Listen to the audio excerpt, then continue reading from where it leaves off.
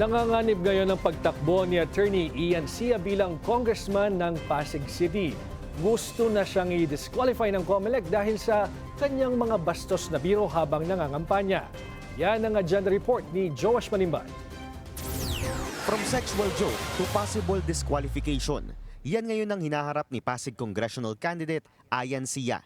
Nagsampa na kasi ang COMELEC ng petition for disqualification laban kay Sia matapos siyang hainan ng dalawang show cause order. Una, para sa kanyang mga naging banat sa solo parents. Minsan sa isang taon, ang mga solo parent na babae na nireregla pa. Nay, malinaw, nireregla pa. At nalulungkot. Minsan sa isang taon, pwedeng sumiping ho sa akin. Nasinundan pa ng umano'y pang-body shame niya sa kanyang dating staff sa harap ng maraming tao. Ayan, pakita ka lang, Jaja. Yan.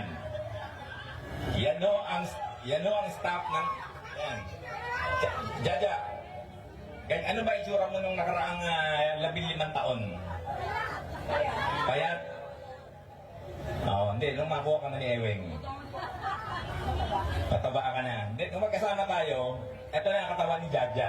Ayon sa COMELEC, may sapat na basehan na lumabag si Sia sa anti-discrimination guidelines, partikular na sa gender-based discrimination at sexual harassment provisions nito. In a way, we wanted to emphasize the importance of safe spaces, not only in the general public, which we usually enjoy regardless of the time. No?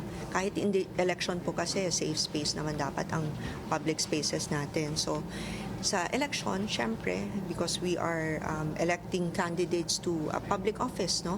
They should be held to a higher standard. Sa mga susunod na araw, iraraffle na sa COMELEC divisions ang petisyon laban kay Sia. Ang itatalagang division ang didinig kung i-disqualify si Sia o i-dismiss ang kanyang kaso.